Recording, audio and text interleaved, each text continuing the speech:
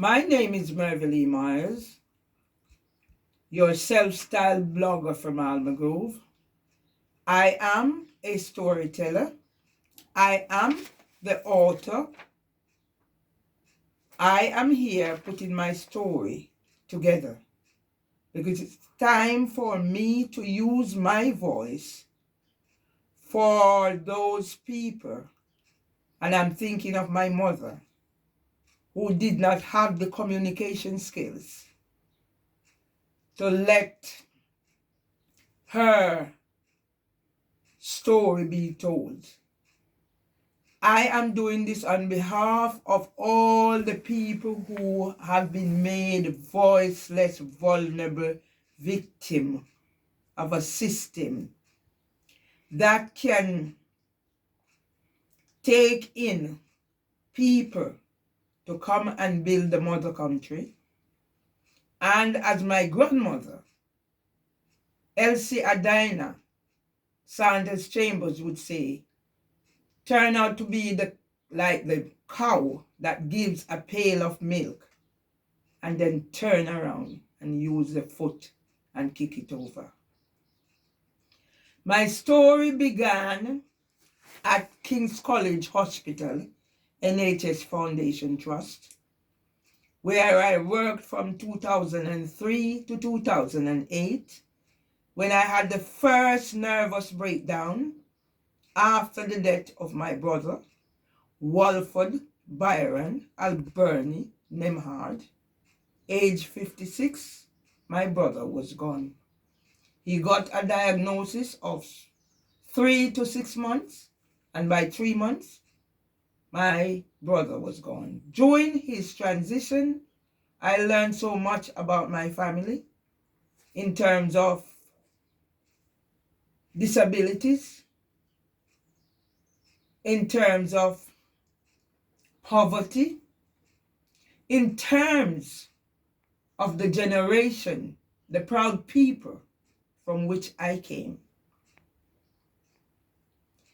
As a result of hearing my family history and my stories, I was able to heal the wound of generational curse and dysfunctional family in my family. Today is my elder brother's birthday, and he will be 79 years old. And the traumas that has affected my family has come down to me whilst I'm in this situation today. I have to give thanks and praises to the people, the communities that accepted me. Yesterday, I had the chance to have my voice being heard at Galaxy Radio. I was in the company of Carl Grant, who has supported me ever since I met him out at the Royal Court of Justice. We were on Extinction Rebellion together. I am just now hearing some of Carl's story that is similar to mine. Carl was with me at the Croydon Magistrates Court on the last day, after I had to go 3 times after a malicious report was made by my neighbor. I am due at the county court at Clerkenwell and Shoreditch on the 17th. My life is hanging on a balance.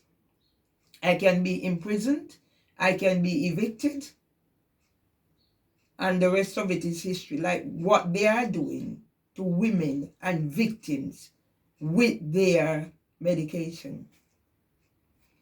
I go back a little bit more to King's College Hospital NHS Foundation Trust, where I had the first nervous breakdown, as I repeated, and my journey with the NHS and my husband.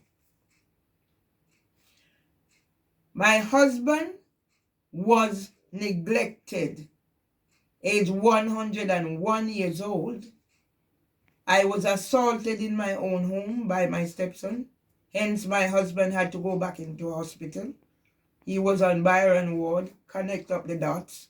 My brother was Byron. He was neglected on Byron Ward. The day I attended vigil, Windrush Vigil, on the 6th of April, 2024, I went into the hospital and saw my husband falling out of bed. I seek to get help, and that resulted in me being removed from my husband's bedside, manhandled by security. I ended up in the accident and emergency on the 7th. On the 8th, my husband died, and they took nearly 6 hours before I was contacted. I need to go back a little bit. On the 4th of April, I was in court before District Judge Beecham. Yeah? And see that transition. The 4th, I was in court. The 6th, I went into hospital, see my husband falling out of bed. The 7th, I was in accident and emergency. The 8th, my husband died. I am a public person. I use a defensive practice, especially since the allegations. I'm going to wrap up and tell the world, I'm looking at the paper where the Prime Minister has taken back the NHS out of NHS England. And I hope I can remember this off the top of my head. Nye Bevan, the founder of the NHS. No society can legitimately call itself civilized if a sick person is denied medical aid. Well, I am that sick person that is now being denied medical aid. I've been kicked out of surgery, starting with the Nexus Group, because I registered, I was enrolled with the University of East London, and then because I was called out of the blue by a total stranger, hence some of the reason I was kicked out of the first surgery, Nexus Health Group. I registered with another surgery, and I'm bringing issues and information. Verney Road, where 4 members of the same family was murdered by somebody they knew, ended up mental health. That was the same time the Housing Association employed Samantha Gibbs. Samantha Gibbs is now on long-term sick leave, whilst I am journeying to and from court. I, a disabled NHS pensioner, do not have a GP because I've been kicked out and kicked out everywhere. I'm isolated. The biggest thing I want people to know is how they domesticate us, as my friend says, how they brainwash us. Because after 10 years, I have not worked after the death of my mother with dementia. I did what I have to do by my husband. 11 years, coming up 11 years, I wrote to my senior HR, Dilys Ipton of London Early Years Foundation. I'm depressed. I'm dying slowly of torture. In the interim, it's finished. Well, give thanks